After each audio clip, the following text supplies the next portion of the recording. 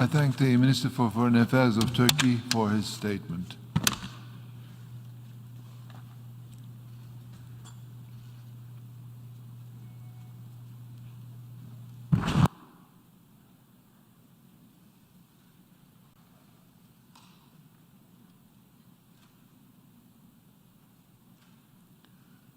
I now give the floor to His Excellency Shah Mahmood Qureshi, Minister for Foreign Affairs of Pakistan.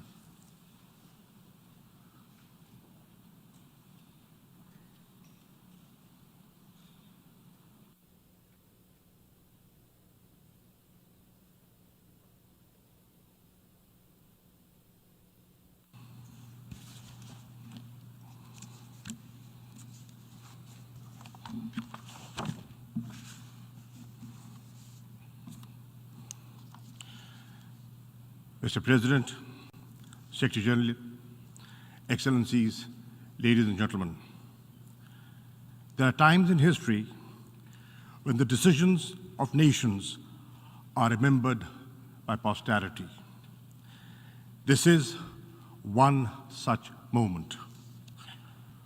What we do today or cannot do will be recorded in history. Driven by arrogance and emboldened by impunity, Israel has mounted a relentless onslaught on the occupied and beleaguered people of Palestine. As we speak, children, women, and men in Palestine are being killed with impunity. In 1 week of Israeli attacks, over 250 Palestinians have been killed and thousands injured. 1/3 are women and children. Death echoes in every home in Gaza. The Israeli airstrikes are responsible for the taking of every single life of the Abu Hattab family. 2 were women and 8 children. Let that sink in for just a moment.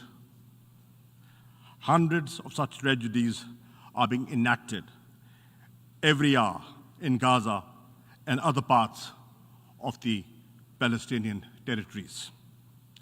So far, over 50,000 Palestinians have fled their homes in Gaza. There is limited access to water, food, hygiene, and health services. Hospitals and access to water and sanitation services depend on electricity. Fuel for the power plants has almost run out. Gaza is plunged in darkness, literally and metaphorically. The only light is that of Israeli explosions. This is Palestine, where in full view of the world, the Israeli airstrikes bring down entire buildings to kill and terrorize innocent Palestinians and even silence the media. It is time to say enough. The voice of the Palestinian people cannot and will not be silenced. We, the representatives of the Islamic world, are here to speak with them and for them. Mr. President, it is appalling that the Security Council has been unable to exercise its primary responsibility for the maintenance of international peace and security. The Security Council has failed even to demand a cessation of hostilities. Those preventing the Council from doing so bear a heavy responsibility. In these circumstances, the General Assembly must assume its own responsibility. We must not fail the Palestinian people at this critical juncture. Mr. President, our first priority must be to halt the Israeli aggression. I hope that even at this 11th hour, the Security Council will call for a cessation of Israeli attacks. If it fails to do so, the General Assembly must make this demand on behalf of the entire international community. Let us be clear, there is no moral or military equivalence between the beleaguered and occupied Palestinian people, who have no army, no navy, no air force, and the Israeli war machine, one of the most powerful in the world. This is a war between a military occupier and an occupied people. It is a conflict between illegal occupation and a legitimate struggle for self-determination. In this context, it is worth recalling General Assembly Resolution 2649 of November 1970, which affirms the legitimacy of the struggle of peoples under colonial and alien domination, recognized as being entitled to the right to self-determination, to restore to themselves that right by any means at their disposal. Second, we should mobilize all possible humanitarian help for the devastated Palestinian population in Gaza and other parts of the occupied territories. In addition to the UNRWA emergency appeal, the Secretary General should launch a comprehensive humanitarian assistance plan to provide succor and sustenance to the Palestinians. We need to send medical teams, medicines and other supplies, food, other necessities to Gaza and other parts of the occupied Palestinian territories. We welcome the access being provided by Egypt to Gaza. Israel must open all access points to Gaza to ensure the timely and urgent delivery of international assistance. Third, the General Assembly should call for concrete steps to protect the Palestinians.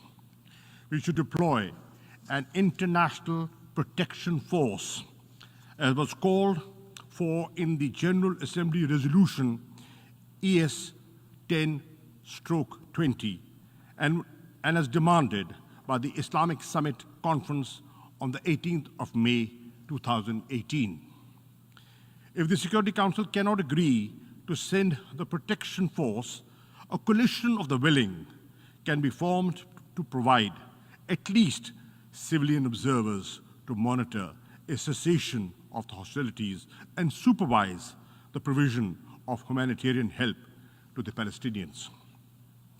We also call on the Secretary General and the High Commissioner of Human Rights to offer protection to Israel's Arab citizens who are being lynched and murdered by fascist Israeli gangs at the present time.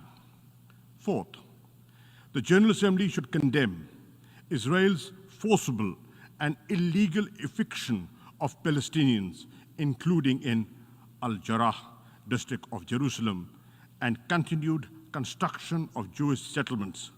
The onslaught against Palestinians worshippers in Haram al-Sharif and Al-Aqsa Mosque, the first Qibla of Islam, during the month of Ramadan, and Israel's brutal and indiscriminate aerial and land bombardment of Gaza. Israel's crimes against humanity should not escape accountability. There should be no impunity for violation of international law, including the Fourth Geneva Convention and other human rights conventions. The Human Rights Council, the ICC, and the ICJ and other avenues should be activated to ensure Israeli accountability for its war crimes. Fifth, we must revive concrete efforts to end Israel's occupation of the Palestinian territories and to dismantle the illegal settlements and the apartheid-like regime Israel has imposed in the occupied territories. The General Assembly should secure unconditional implementation of Resolution 242 of November 1967, in which the Security Council declared the inadmissibility of the acquisition of territory by war and demanded that Israel withdraw its armed forces from territories occupied in the 1967 war. It is therefore imperative to initiate bold steps to secure the implementation of the Security Council and General Assembly resolutions calling for the establishment of a viable, independent, and contiguous Palestinian state with Al-Quds, Al-Sharif as its capital. Pakistan endorses President Abbas's call for an international conference to secure a peaceful settlement. Mr. President, the Palestinian tragedy is at the heart of the turmoil and the conflicts in the Middle East.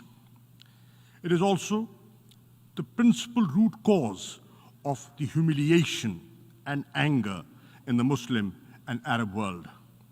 Anger which breeds extremism and often spawns acts of violence. A just solution for Palestine is imperative for the maintenance of regional and global peace and security. Clearly, the onus for restoring peace rests on Israel.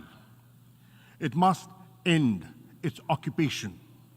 It must implement the resolutions of the Security Council and the General Assembly. This General Assembly session must send a clear message to the Palestinian people and to Israel.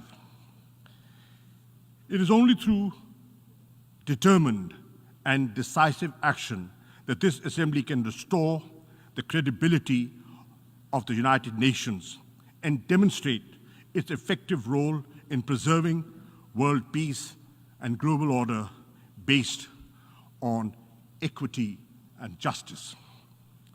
I end with a verse from a great resistance poet of Pakistan. "E arz-e Palestine, main bhi hazir hoon. O land of Palestine, I too am there for you." I thank you. I thank the Minister for Foreign Affairs of Pakistan for his statement.